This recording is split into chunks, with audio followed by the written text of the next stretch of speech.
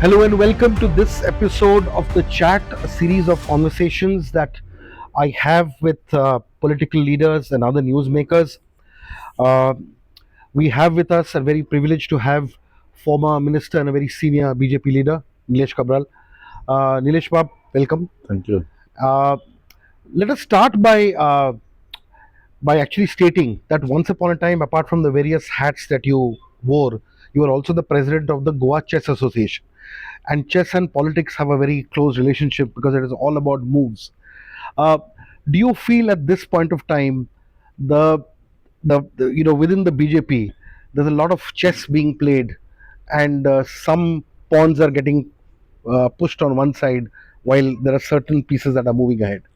Now, what happens is BJP is a political party, Hmm. and it is existence from so many years. Hmm. BJP has made 13 crore plus members Hmm. as their nationwide progresses, and membership is growing. Right. So, as a party, they will focus on the party formalities and how the party can grow. Hmm. Strategies have changed from the past to what it is today. Hmm. So strategically, what they feel that for the party to grow, they require leaders from different sections of society, Hmm. even maybe different parties who want to come and align with the goals of the party. Hmm. So that is why these movements happen for the overall growth. Like you see in Maharashtra elections, it succeeded because they had an alliance with like-minded people who came together. And they found, so they are focused on getting the nation forward, going to forward, along with building up the party from grassroots level. That is how the BJP functions. So in these moves, there will be something, some resentment, some here and there changes, which will affect some of the senior people. That is part of politics today. See, Nilesh Bab, see, you have been one of the grassroots politicians, and of course, people talk about the minority element in the BJP now. But I think before the whole influx of minorities from Congress who have now flooded the BJP, you were one of the original ones who literally kind of built up the BJP. You were not just a minority face; you happened to be a minority. You were not a minority face, but so be it. In the sense that, tell us a little bit about your younger days and how you built the party and the challenges you faced as a minority and the hard work that you did, and all of that must be coming back to you right now, and you must be reflecting on those days today. Yeah, see, what happened was then when actually I was in my younger days, very young days, when there was no BJP that time. I mean, JP was a nasal moment. It started in '94 in Goa. Right. But I was active in politics, and then it was the Congress party. But then, when we were young, when I was a young boy, then subsequently, when I finished my education and I started doing my own things, I distanced myself from politics. The place from where we are sitting today, Curchorem, is not my birthplace. Neither in the first election I voted for me. Well, I never intended to contest elections here or anywhere. But things in those days, in 2005, 4, 5, when things started moving ahead, things were different. And that is why my youth, which was there before, came out against some atrocities being in this Curchorem constituency. If you hear the first communal violence Happened here. happened in Yes, Curchorem, correct. a lot of things. So that, see, today I believe that we all, if the nation has to grow, everybody has to be together, irrespective of affiliations of religion, caste, politics, whatever. Everybody has to gather so that nation, and they, when the nation grows, they themselves prosper. So this is my fundamental thought behind my head, and that is why I joined politics because of that particular incident. But it has been tough. But then that time, Mr. Francis D'Souza was there in BJP. Mr. Manohar Parrikar was there, who I still adore, and I have a high respect for him, though he is not there today. So this is how, which made me, because I saw Mr. Manohar Parrikar, who was delivering and giving, systems in place, like development actually in Goa started when he was there. So this is how, which brought me towards BJP, and that's how I contested elections, won election 3 times continuously. And I never came as a minority or anything like that. I came as I felt that BJP could take state and the nation to a different goal. And that is why I had joined BJP then. Even then, we had a lot of, like, I come from a Catholic community, a Roman Catholic community. And we had a lot of discussion with my family members. They say, why BJP? Why? I said, see, because this is the party which will take the nation to a different level. It is not because of, see, individual religious fundamentals or whatever. Over the last so many years, it has never affected me in the party. I am in a core committee meeting, an honorable Prime Minister, Amit Shah ji, all, but there's never religion discussed in the party politics. It is some part of the political party which is there, which does that and Let reflects us it. look at the state BJP. Are you disillusioned, or are you a little concerned about the change from the past, from Manohar Parrikar's time to the present? See, Manohar Parrikar was a seasoned politician. Hmm. He, along with other three, four leaders, has brought the party from scratch. Hmm. However, over a period of time, because it is an established party now in Goa, which has got its own vote base, and the system BJP is like you go from the grassroots level and you create the grassroots level working. So it helps us in the organization. Hmm. So that is already there from beginning. It has now strengthened because see, 10, 12 years in continuous or 13 years in governance has given more base to the party Hmm. because we are in government. Hmm. I'm not dissolute with any local leadership, but then see sometimes when there are decisions taken, I in the core committee or wherever in inner forum, I tell my thoughts to the party. It's for them to decide towards their goals. In a sense, together, because in the core committee we are around 11 of us, 11 or 12 of us, including the party president.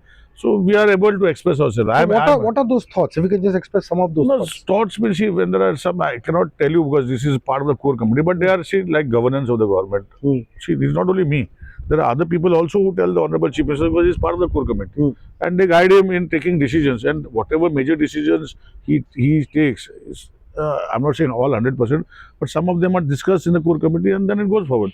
So we agree to it and go. Sometimes we don't agree, he does not go. So, but there are sometimes where things don't happen the way everybody says. Ultimately, it's the governance which comes in the way. And that is why things go in a little different ways. But I feel that overall, as a chief minister who is going to complete 6 years continuously, one of the longest serving chief ministers continuously for 6 years, as a friend, he's my friend. I know him for many years. And even before I could join BJP, I know him as a doctor who was a profession and he wanted to be active in doctor's profession before he jumped into politics. So he has come a long way ahead. He's doing well for himself and he's doing well for the party. But then we have to see how we go because today he is the front runner. He is the front face of Bharatiya Janata Party in Goa as a chief minister. So this is how things are going. Which are the areas where you feel the government should improve a lot more or little more? See, as far as I am concerned, a government of the day has to give basic things to the people of Goa. You can't, we are here to govern. Now, if you have to give proper electricity, proper water, good roads, and other infrastructure related for the community development. This is the basic focus. Absolutely. That cannot change anything. Like I am in my constituency, I am focused on that, I am doing. See, everybody does not come and tell you what to do in a constituency, what not to do. But there are opposition who just simply take small excuses and do a lot of things which are not required. But I think these basic things the government has to do. I think somewhere down the line, government has done, but then it is not all that way in throughout the state of Goa, including my constituency. If you go to see, government is the chief minister has been with me. We have worked together. We have done a lot of infrastructure changes, but there are some projects which have started long back, which are not seeing the light of the day. So then that comes back on me. So why does a project take 9 years and 10 years and 8 years to complete? This is the question mark happens because see, administration should work together to complete the project. These are government projects and the fund allotted to them then was there always over the period of time. Suppose a 40 crore project, if you divide by 8 lakhs, can't the government spend 5-6 crores a year on a project and complete the project and give it back? Because see, what happened, the contractor has taken a rate on those lines. Right. He is bound by those rates. But if he does not get funding to do the project, then what happens? Right. How is the contractor responsible? You can't push somebody when he's not going to see. Contractor word itself is to make profit of 10% or 15%. Right. And if you are going to take delay in giving him timely payment, he's going to go backwards. So these projects in my constituency have remained for that long. So that is why I feel sometimes like the hospital project, which was emphasized Mr. Manohar Parrikar and Mr. Parsekar was also there. And now with present CM, Dr. Pramod Sawant. So the entire emphasizing of the project was already discussed, put into detail. I told him no shortcut, everything is set up. We have started a lot of things, but then How long has this hospital project been pending? No, it is completed now. See, it took me almost 7 years to complete it. Now, building is completed, everything is completed. Small minor things are getting done, that's okay. But what happens to the hospital once it starts? You require the doctors, you require, because we had a surgeon here. Because the hospital could not be taken, we had a surgeon post which lapsed. Now who has to revive this post? Mm. There was an anesthetist here. There was a gynecologist here, which has lapsed. I've been writing continuously to government, honorable chief minister, honorable health minister. We have to revive this post and give it So to the you're people. saying you as a former minister has been writing constantly to the government to for something as small as reviving the post of a surgeon or an anesthetist Yeah, or because whatever, see what happens. See, and it's not been ultimately, happening. ultimately, what happens Hmm. is, I may be the minister of the government, Hmm. but who elects me to be part of the ministry? I have to be MLA first. I Sure, cannot be sure, a minister. sure. So where do I come from? Hmm. My constituency is Curchorem. Right. So I have to see the welfare of the people of Right. Curchorem constituency. So these things which Hmm. go ahead, Hmm. Hmm. you see, I only remind them. See, ultimately, it is that particular. Like if when I was the minister of electricity or PWD, whenever somebody writes to them, I take this to the logical. I used to take this to the logical conclusion. That is why I was everyone approachable. Hmm. People used to call me from any part of Hmm. Goa, Hmm. and I used to request them to send me an SMS, Hmm. and I used to see if it is not possible, I would call them and tell them this is not possible. For Right. this reason, to get this done. Hmm. So this is my way of functioning. So Hmm. I feel Hmm. that if I can function as a minister or function as a minister on these lines, Hmm. why can't other colleagues of mine do on a similar line? Well, ultimately, they are heading those posts. Correct. Whoever is heading the post is supposed to deliver. So if they have difficulty, they have to write back to me. These are the difficulties. I'll bring the solutions. Like let me see, art and culture library. Hmm. We have one of the oldest library in Goa. 50 Hmm. years is started this year. Right. Bakibab Borkar Library. Right. Now this is a very small area. Now Bakibab is a very large-hearted. Hmm. People quote him. Hmm. People have Hmm. a lot of Hmm. things. Hmm. There's a whole library committee. We have more than 35, 40,000 books Hmm. which are now kept in boxes. Now I had brought in land from Kadamba, 5,000 square meters of land 8 years back. Hmm. Consultant was appointed. Consultant did the design. We showed to the public. Public accepted it. Hmm. Now the tender is not happening. So who is responsible for that? How long has this been pending? This is pending for quite a long time. Probably 8 years back we transferred land. I've been My following God. continuously. Right. So projects which are required for this for as a MLA, Hmm. and if whichever were there with me, Hmm. whenever I was there as a minister of a Hmm. particular department, Hmm. not only in my constituency, I followed with other projects of other constituencies. And Honorable CM has supported me. It's not that he has not supported me when I was a minister. Hmm. Like in my constituency, Hmm. underground cabling has happened like that. Now the whole setup in Goa, I decided that we should not have consultants. Hmm. Our engineers are competent enough, That's right. That's and they right. should do the project Hmm. viability and every feasibility. Hmm. And that's how I pushed those projects, and everywhere estimates were being done, which are now maybe revised as per GSR Hmm. and they are getting floated. So this is how So we should whose go. doors do you knock when these things happen? Whose doors do you knock? See, it is a minister, of course, whoever is concerned Hmm. minister, and the chief minister. That is the Hmm. main thing. Hmm. And when you get stuck in finance, then the chief secretary. Hmm. So these are and then sometimes I have a now Mr. Damun Naik has taken as a party president, but Hmm. Mr. Sadanand Tanavade has always been hinted on what is happening and what is going on and how things have to improve for me in my constituency as MLA. Because whenever they ask me, when they ask me for resigning as a minister one year, 2 months back, I never had second thought. I resigned and I only told them, see, both of them, that it is because of party decisions I'm resigning. But ultimately, my constituency works are very important. Correct. It's not that they are not doing it, but somehow administratively some things are lacking where maybe things are not going the way we expect. Dilbab, you've never really opened up a little bit, or even at any point of time about uh, what really happened, which led to you being asked to resign. In the sense, some time has passed, so maybe you can kind of open up a little bit as to what preceded it, what was the communication that you got, and what were you told, and what did you feel? See, let me be very open. See, for me, being a minister is not very important. Understand. But however, Hmm. as a senior party member Hmm. and Bharatiya Janata Party, I believe that has given me respect. Right. And I am today as a MLA because of Bharatiya Janata Party. Hmm. And in the past also, if you remember when Mr. Manohar Parrikar Hmm. was defense minister, Hmm. there are videos circulating now which are telling about the Yes. people he came here. Yes. So even then I had offered to resign as MLA and I wanted him to get elected here. And I told him I will do the work back end and you will give me development of this constituency. Whenever you want to do so, I have always been in the party. So this maybe has led to them that I am a party man. And they requested because people who are there other than me and Dr. Pramod Sawant, senior members who are MLAs, I don't know who else is there. You can find out yourself. I don't want to comment on anybody else. But see, I had ideology. See, I believe, see, when I was a minister, my father was also a freedom fighter. Right. Okay. As a minister, I never use a government vehicle. I never went to the government pump to put diesel, petrol. So a lot of things which I did not do, I believed in myself. Maybe that is what party believes, that it is a nation first, party second, individual last. So when they asked me and they told me that you have to resign because we promised one person who were coming 8 of them, 8 of them who had come. We had promised one person because the 8th person was the new person who was never in the original list of the 8th person. I'm very open to you. So that is Who what was this 8th I don't. That you guess. You are smart enough to guess. So that was not in the original list of the 8 people who were supposed to come, and his demand was nothing, but he was to because he's whatever he thinks. So they requested me. The top leaders requested me.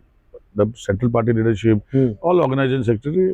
I went and met them. And then I met them. I spoke to CM. CM said, I never told your name and all. I said, it's not a question of telling my name or anything. It's a question of how to go way forward. Who first told you that our No, I request? got a call from the central leadership. Nobody. So then I came and met CM after I met. I told him, this is the way. If you feel, if I require, it's up to you because chief minister is the chief minister who decides his cabinet colleagues. Do you feel, Nilesh Bab, that it is ethical and it is right for a long-standing functioning minister to be asked to step down just because there is a deal with a defector? See, I told you, when I started the conversation with you, today Bharatiya Janata Party is a growing party. 13 crore plus members are there for the entire nation. In Goa, it's got 4.5 lakh all plus voter members. It's still growing. So my thing to you is, see, when the party is growing, and it is, I told you, Maharashtra, you see what has happened. Like this, every other state. So see, it is not individuals who are, see, it is individuals, whether to consider or not consider is a different scenario. If a party has to grow, then decisions are taken for the party to grow. See, there was one time where there should be a statement many years back, Congress Mukt Bharat. But do you feel growth can happen through the defection route? Because the BJP did not actually need these so many people to come in. The BJP had got majority on its own. So the point here is that, okay, when you need to form a government or when you need to break a government, all these things happen. But when you are already in a majority, when you bring in people from other parties to become an absolute or a 2/3 majority or a 100% majority and wipe out the entire opposition, the point here is that all the new people who are coming in are actually opponents of the BJP who contested elections against the BJP. Now, what happens to the cadre? At the end of the day, the cadre also gets demoralized. The point here is it was not really needed. It was not forced. So my point is, I don't understand the logic of how the party can grow by bringing in people from outside when you don't need them. No, see what will happen, I'll tell you. See, these 8 people. Last time in the government, there were 7 other people who had come. That's right. So if you go to see from the 7 who had come or 8 who had come from there, you will see that they have succeeded in retaining their seats and BJP had lost. So maybe the strategy is that they find that if you bring somebody who has got a vote bank or a vote political bank with the BJP, they can form a majority government. That has happened in the last, in 2000, what we said in 2022. If you see what are the MLAs elected, it is some of the 7 MLAs or 8 MLAs who had come from the Congress also have added to the majority. So this is how they may be focusing. So that is not part of it. See, for me, as an individual, of course, I might feel a little remorse of the decision, but as a wholehearted person, see, for me, ultimately, I believe that I should be a MLA for constituency to help the people of my constituency. When I do this, I believe that works of my constituency should be important, not as an individual minister. It's for the party to decide. In future, they might have something else for me in mind. It's for them to decide. So I have no problems as far as the ministership is concerned, because with that, I never, other than my constituency and overall progress of Goa, whether accessible, going and meeting people for their problems, I believe it's for the party to decide. And I don't have any resentment in that. But however, as an MLA of this constituency, I will always focus and I will always argue with my Honorable Chief Minister that this constituency requires the progress which was emphasized by me when I became MLA in 2012. And that is why projects started in 2014 cannot go on for so long. That's right. This focus will be always after Honorable CM to see that they completed it and see the light of the day. Nilesh, just a couple of other questions. You see, there are so many cases in Goa where the High Court is intervening and telling the government to act. Whether you look at sound pollution, whether you look at roads, at the end of the day, one is realizing that the people are repeatedly knocking the doors for justice and governance is being dictated by the High Court. Do you really feel that this is the way governance should run? See, I was a law minister. Yes. I used to take up, whenever we used to have meetings, as a law minister, we have meetings with the Chief Justice of Bombay High Court along with the panel of justice. I used to tell them there are so many cases pending within the High Court, you please focus on them. Logistically getting involved in the road making, getting involved. But there seems to be no other option. People do it out of desperation. No, sir. I have also made a statement in the past that sometimes this High Court decision, people listen more than the government. So like I will tell you, the Western Bypass, which is now completed and inaugurated. I was there at the helm of affairs. High Court was monitoring that. Mm. And people were coming on the road and trying to project. Once the High Court started monitoring the project, went ahead and finished. See, something, I don't say, see, they believe, people today feel that the government is not functioning the way they feel should function. Now, these people, there are 100 people, 20, 30 people will be part of the government, 20, 30 people will be on fence sitters, another 20, 30, 40 people will be against the government. So it's like this. So where do they listen to ultimately? It's the High Court. But what you say, see, ultimately focus on development projects or any other projects. Now let us see the Western bypass. Now it has been monitored by the High Court. Contractors were taken to task, PWD was taken to task, National Highway was part of it. And the movement went away and now it is completed. So this is what I'm trying to say. So wherever they are doing something, where the people are required, sometimes they go overboard. I'll be very open to you. But sometimes they are required in some places, which they should do. Now, roads, now that today the controversial issue about the tree coming in the alignment of the Porvorim highway. Now there were so many other trees which are there, which are coming in, they have been cut and they have taken. Now replantation of the program. So you can't, how can you give, see, ultimately you can't take a sharp turn. See, on the right hand side, if you have a 25 meter, because that is the time also I was part of the government where they are going to Supreme Court, and I put my foot down that we have to finish this project because it is getting hampered. So Supreme Court, we had a compromise and we was finished. Now tree is going to change the angle of this. See, sentiments are there, religious sentiments, everything is there, but ultimately lives of the people are also. God does not want lives of the people to go ahead. So I don't know. It's for the High Court now to keep it, because you can't, because I have found that the contractor is doing the scale in very fast pace. Its quality looks to be good, and that is the now today you have so much traffic jams. Once you finish that, you will find a lot of people who will be able to travel on that route. It is not that we want to have some sentiments or this to be able, but people have to come together and mindset should be developed. Not only, sometimes maybe the government is wrong, I'm not saying. But today the project is already going ahead. Alignment is fixed. Right. And things have to go ahead. Last two questions. One is, see, you handle PWD. Okay. Now the point here is, now the majority of the problems that people seem to be happening is with the roads of Goa. Either the roads are not getting completed. Secondly, roads are getting dug and redug and redug and redug and redug. Costs are completely escalating, and this is where the problem lies. The issue here is that whenever people talk about misgovernance, ultimately PWD becomes a very important department. If PWD is functioning well, people feel the government is functioning well. Do you agree? And the issue is, do you agree that PWD needs to be fixed to ensure that the government gets a more positive feedback from the people? See, what happens, I will explain to you. See, PWD is a larger, is the most focal face of any government, as you rightly said. Now, PWD, there are so many other verticals. In PWD, you have roads, you have buildings, you have water supply, you have sewerage, so many other verticals of the PWD. Sure. Now, what happens is, since the land ownership of the roads is PWD, we may have in TCP 25-meter roads and 20 meters and 40-meter roads and all that, but they are not acquired. They are just roads on a plan. So if somebody wants to develop his property, he has to leave the setback and do. Now here comes the PWD. Now you see, you have internet, you have gas pipeline, you have so many things on that particular road. That's right. So what happens, see, like in my own constituency, since I am monitoring myself, I have got tenders passed for hot mix, for binding. But simultaneously, coordination is happening with putting infrastructure of storage, gas pipeline, all, and I have not reinstated the roads. Now they are just fixed with asphalt, like you go full ground. But I have not put hot mix, because I know that these are my projects in my constituency, which if I do tomorrow a road and if I dig again, people will start saying maybe small patches here and there, maybe must have happened. But overall, we have to monitor. So entire software I was trying to create, and Honorable CM also on record is finishing. That's what he's saying.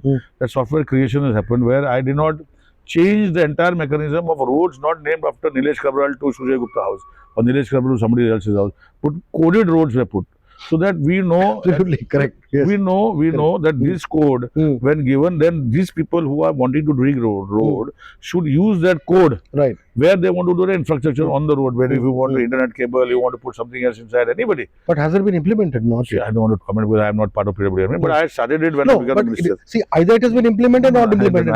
That we know. I have not gone into details of that, but it was supposed Obviously, to be. it's not been implemented. Otherwise, you would have said it. I don't want to say anything, but it is the way it is. So what happens is, in this bargain, whenever somebody applies Hmm. for a permission, he has to go and see which is the road in which code. That's right. Correct. So automatically we know that these people, we have given permission, we have given this, we have collected money for reinstatement, and then we don't do hot mix or don't repair the road and tell the people this will take another 1 year or 2 years to repair the road. So people are, So that software exists. I don't want to No, comment. I'm only see as a matter of information. No, it was created. Created. Okay. Implementation is a very cumbersome process, and it takes time. Now, how long it takes time is because the software was created by a very renowned person. I will not name the person. And he has helped me in, like, if you go today, if you go on the software, if you download the brevity app, if you have a pothole, if you just click on that, you know where the pothole is. Right. Now this has to be back end, the system has to place. Right. Yeah, I had also created water leakages software where the water leakage just have to click a photograph. Right. As a netizen citizen, I think we have to basically, we have an Android phone. You just click automatically global positioning. You should tell us where it is leaking. But the back end is still waiting. I don't want to comment. Okay. Last one final question. See, this time the assembly session is happening for 2 days. You were legislative affairs minister. These issues never came up during your time. Forget BJP, forget Congress. Just as a responsible legislator, don't you feel that a 2-day assembly session is a very bad excuse for legislative functioning? See, Speaker has already made a statement. Speaker does not decide the number of days of the session. It is decided by the government of the days. Fair enough. Yes. And the speaker then modulates and does the session. So now opposition has also told that 2 days is just a farce. Because within 6 months you have to conduct a session. It may be 1 day or 2 days, but that constitutionally it goes. What you say, I cannot comment right now because I don't know what has happened. In the past, I used to, when I was legislative meeting, I used to say and I should tell that this is not correct. We should have sessions of, that is my way of expressing. Then it's the government of the cabinet decides and the chief minister decides how many days of session. So I personally feel the last session was a lengthy session, but then I also had this. I was not as a minister then also, but sometimes see you have to restrict yourself into positions within the assembly. Assembly was getting over at 12 o'clock, 1 o'clock. You cannot do that. That's right. See, people, see, as a speaker of the legislative assembly, even though you are given opportunities, you share the time.